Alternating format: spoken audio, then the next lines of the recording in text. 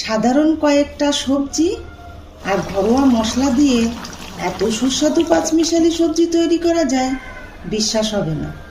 তরকারি হবে নরম, দারুণ মাখো মাখো, অসাধারণ স্বাদের। লুচি, পরোটা, গরম ভাত সব কিছুর সাথেই দুর্দান্ত লাগে। তা চলুন শুরু করি। সব সবজিগুলো সমান আকারে কাটলাম, যাতে সবজিগুলো সিদ্ধও সমান হয়, আবার দেখতেও ভালো লাগে। এই রান্নায় বিশেষ মশলা লাগে, আগেই মশলাটা তৈরি করে নেব।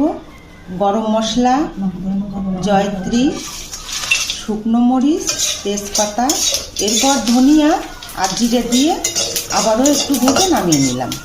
সামান্য একটু তেল দিয়ে এই মশলাগুলোরে প্রথমে হালকা করে ভেজে নিচ্ছি। তেল ছাড়াও এই মশলাটা ভাজা যায়, কিন্তু তেল দিলে গন্ধ আর স্বাদটা বেশি হয়। নারকেল আর আদা বাটলাম, একই পাতায় ভাজা মশলাও দিলাম।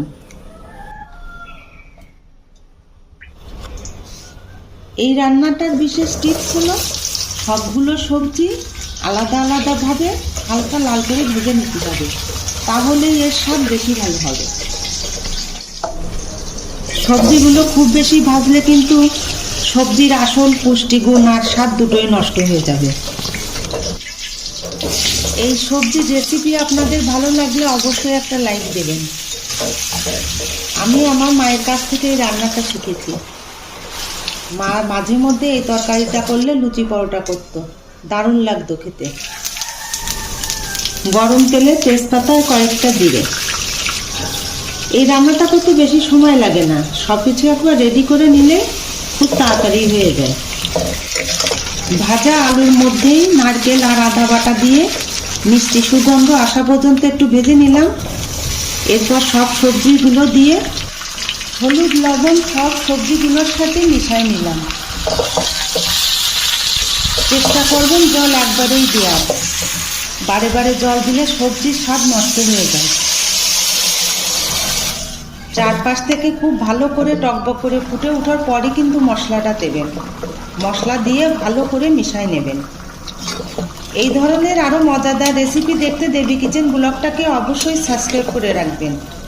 এই চ্যানেলে আমি অনেক পুরনো দিনের রেসিপি, সেই সাথে অনেক মজাদার রেসিপি শেয়ার করি। নিরামিষ তরকারি কিন্তু একটু মিষ্টি মিষ্টি না হলে ভালো লাগে না। কয়েকটা কাঁচামরিচ দিলাম।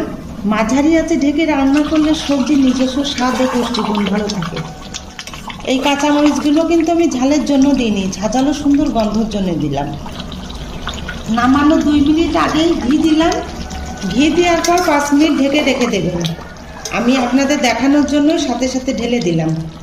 এই তরকারিটা আপনারা কি দিয়ে খেতে পছন্দ করেন কমেন্টসে অবশ্যই জানাবেন। সব সবজিগুলো পারফেক্ট সিদ্ধ হয়েছে। গ্রেভিটা দেখেই বুঝতেই পারছেন কতটা লোভনীয় হয়েছে। এতক্ষণ যারা ভিডিওটা দেখলেন সবাইকে অনেক ধন্যবাদ।